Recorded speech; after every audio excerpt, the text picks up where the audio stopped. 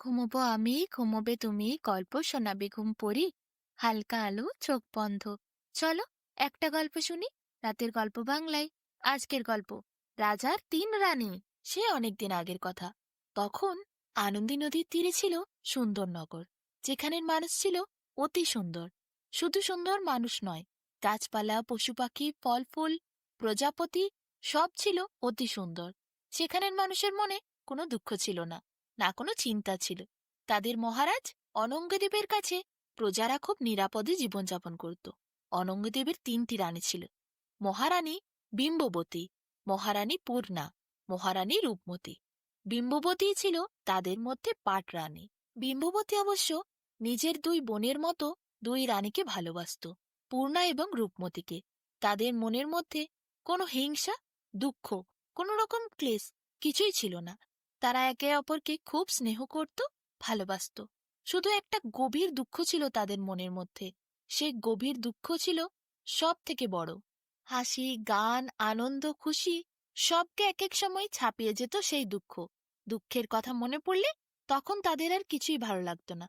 আসলে সুন্দরনগরের মহারাজ ছিলেন নিঃসন্তান। তিনটি রানী থাকা সত্ত্বেও তাদের একটিও কোনো সন্তান জন্ম হয়নি। রাজপ্রাসাদে কোনো রাজকন্যা বা রাজপুত্র কারুর হাসি এখনো খিলখিল করে ওঠেনি। তাই মহারানীরা আর রাজা কখনো কখনো দুঃখে ভেসে যান। তাদের বুকে কষ্টটা চাপা থাকে। তারা সবার সামনে হাসে, কিন্তু মনের ভেতরে কষ্ট কখনো কখনো এত জোরে নাড়া দেয় যে হাজারো আনন্দকে ঢাকা দিয়ে দেয়।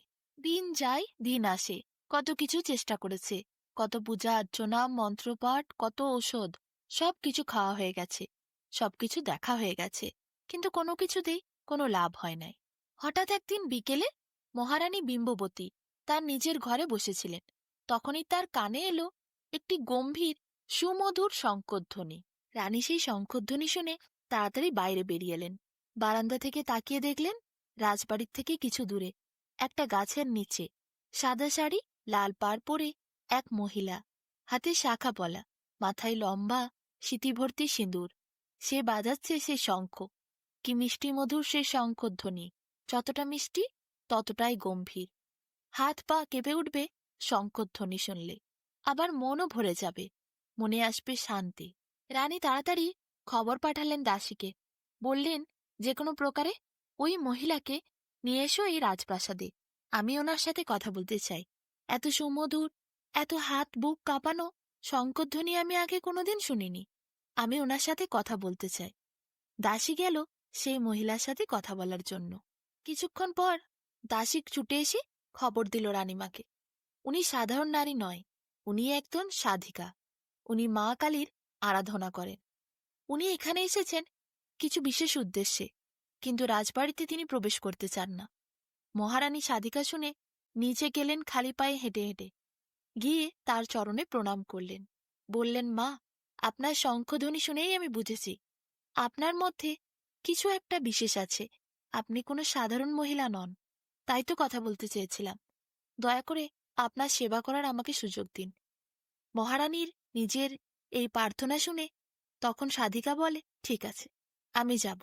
তুমি যখন নিজে এসেছ তখন আমি অবশ্যই যাব। সাধিকাকে নিয়ে মহারানী বিম্ববতী রাজপ্রাসাদে আসে। রাজপ্রাসাদে সাধিকাকে তার আতিথেয়তা দিয়ে সন্তুষ্ট করে। রানী বিম্ববতী এরপর সেই সাধিকার কাছ থেকে আশীর্বাদ স্বরূপ একটি জবা ফুল পায়। রানী বিম্ববতী এরপর গিয়ে পূর্ণা এবং রূপমতীকে সব কথা বলে। তারাও আসে সাধিকা মায়ের সেবা করতে।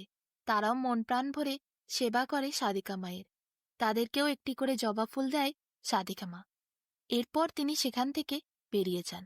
যাওয়ার আগে রানীদের বলে যান, এই তিনটি জবা ফুল তোমরা কাল সকালবেলা মাকে প্রণাম করে মাথায় ঠেকিয়ে পেটের ওপর রেখে দিও। সারা রাত সেই জবা ফুল পেটের ওপর নিয়ে শুয়ে থাকবে, আর একদম বিছানা থেকে উঠবে না। পরের দিন সকালে তোমরা নিশ্চয়ই কোনো সুখবর পাবে।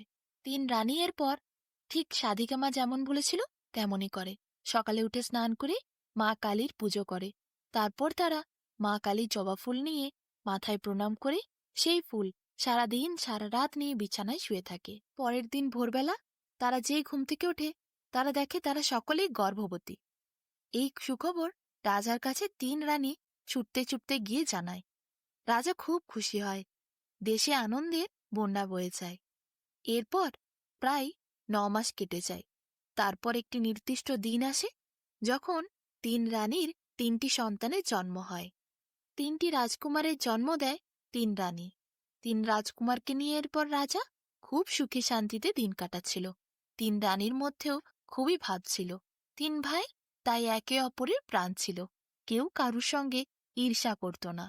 খুব সুখে ছিল রাজার সংসার। রাজার সুখের দিনে হঠাৎ করে বিপর্যয় নেমে আসে। তার এক পুরানো শত্রু এক রাক্ষসীকে পাঠায় রাজ্য আক্রমণ করার জন্য। রাক্ষসী এসে চারিদিকে প্রজাদের বিভিন্নভাবে অত্যাচার করতে শুরু করে। রাজার তো মহা চিন্তা, রাক্ষসী কোথা থেকে এলো? এইভাবে প্রজাদের সে একের পর এক মেরে ফেলছে, প্রজাদের ঘর নষ্ট করছে, আগুন জ্বালিয়ে দিচ্ছে। রাজা কিভাবে ওই রাক্ষসীকে আটকাবেন খুঁজে পাচ্ছিলেন না। এমন সময় রাজা নিজে ঠিক করলেন তাকে এরপর যুদ্ধে নামতে হবে। রাক্ষসীর বিরুদ্ধে যুদ্ধ করার জন্য তিনি বলবান সৈনিক নিযুক্ত করতে শুরু করলেন। কিন্তু এত সৈনিক নিয়েও কি হবে? রাক্ষসী তো মুহূর্তের মধ্যে সেনাদের গিলে গিলে খাবে। রাজা তবুও সৈনিকদের একত্রিত করছিলেন, ক্ষমতাশালী লোকেদেরকে তার রাজ্যে সৈনিকের কাজে নিযুক্ত করছিলেন। এমন সময় হঠাৎ করে সেই সাধিকা মা আবার বড়রানীর কাছে এসে উপস্থিত হয়। বিম্ববতী বড়রানী সাধিকা মাকে দেখে অবাক হয়ে যায়, হাত জোড় করে মায়ের কাছে প্রার্থনা করে, মা, আমাদের রাজ্যে ভীষণ ঘোর বিপদ এসে উপস্থিত হয়েছে।